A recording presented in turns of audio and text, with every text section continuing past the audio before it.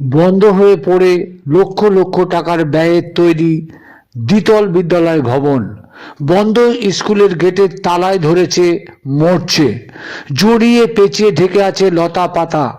স্কুলের শ্রেণীকক্ষে থাকা পড়ুয়াদের বেঞ্চগুলো উল্টে পড়ে আছে ব্ল্যাকবোর্ডের সামনে। পড়ুয়াদের শিক্ষার বিকাশ ঘটানোর শ্রেণীকক্ষে আপন মনে বেড়ে উঠেছে একের পর এক চারা গাছ।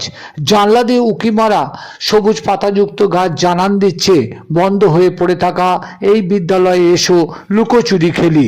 বিদ্যালয়ের পাশে তৈরি ছাত্রছাত্রীদের ব্যবহারের পৃথক শৌচাগারগুলির পার্শ্ববর্তী বাসিন্দাদের জ্বালানি কাঠের মজুদ গোডাউনে পরিণত হয়েছে। বন্ধ হয়ে যাওয়া বিদ্যালয়ের রান্নাঘরে কক ক করে ডাকছে মোরগ। একসময় 400 পড়ুয়াদের যে রান্নাঘরে মিড ডে মিলের রান্না হতো, সেই ঘরে এক পরিবারের 5 সদস্যদের নিয়ে সংসার পেতেছে আমফান ঝড়ে ঘর ভেঙে পড়া একটি পরিবার।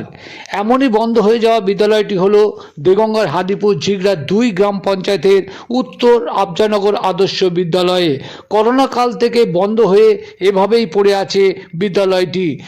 স্কুল সূত্রে জানা গেছে 2007 সালে বাম আমলে 5ম থেকে 8ম শ্রেণীর এই বিদ্যালয়ের অনুমোদন মেলে। রাজ্যে তৃণমূল কংগ্রেস শাসন ক্ষমতা আসার পর 2011-12 সালে সর্বশিক্ষা মিশনের প্রকল্পের বরাদ্দে লক্ষ লক্ষ টাকা ব্যয়ে তৈরি হয় দ্বিতল বিদ্যালয় ভবন। করোনা কাল থেকে হঠাৎ বন্ধ হয়ে যায় সেই বিদ্যালয়। 8 জন শিক্ষক ও 3 জন গ্রুপ সি এবং গ্রুপ ডি কর্মীরা হারায় তাদের কর্মসংস্থান।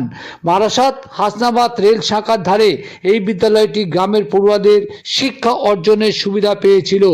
স্কুল বন্ধ হয়ে যাওয়ায় গ্রাম থেকে 5 থেকে 7 কিলোমিটার দূরে গ্রামের বেহাল রাস্তা দিয়ে অন্য স্কুলে তাদের যেতে হয়। প্রশ্ন উঠছে, স্কুলটা যদি বন্ধই হয়ে যাবে তাহলে কেন লক্ষ লক্ষ টাকা ব্যয় করে বিদ্যালয় ভবন নির্মাণ করা হয়েছিল? আসুন শুনে নেই স্থানীয় গ্রামবাসীর বক্তব্য। কি জানাচ্ছে বন্ধ স্কুলের রান্নাঘরে আশ্রয় নেওয়া ব্যক্তি। এখন মানে কত সাল তৈরি হয়ে সালটার কথা তো বলতে পারবো না। হ্যাঁ, ক বছর আগে? মানে স্কুলটা এই 3 জায়গাতে 4 জায়গাতে মিলে এই জায়গাটাই এই ঠাই হলো। গ্রামে গ্রামে ছিল, হ্যাঁ, থাকার পরে তারপর লাস্টে এই জায়গায় এসে বসলো। কত বছর আগে? তা বোধ হয় 10-20 বছর হয়ে গেছে। তারপরে লকডাউনের সময় বন্ধ হয়ে গেছিলো, হ্যাঁ, সেই থেকেই বন্ধ আছে। এখানে ছাত্র ছিল? হ্যাঁ, ছাত্র ছিল। কত মাস্টার ছিল? তা মাস্টার ছিল অন্তত 10-15 জন ছিল। তো লকডাউনের পর তো বন্ধ করেছে, আপনারা কি চাইছেন? হ্যাঁ, মানে স্কুল চালু হোক, এটাই চাইছেন? হ্যাঁ। আপনার নাম কি? আমার নাম হাবিবুল্লাহ মোল্লা। বলছি, এটা স্কুলের রান্নাঘর? হ্যাঁ, আপনারা থাকছেন কতদিন ধরে থাকছেন? আমি আছি তা এখানে বছরখানিক হয়েছে। আপনার বাড়ি কোথায় ছিল?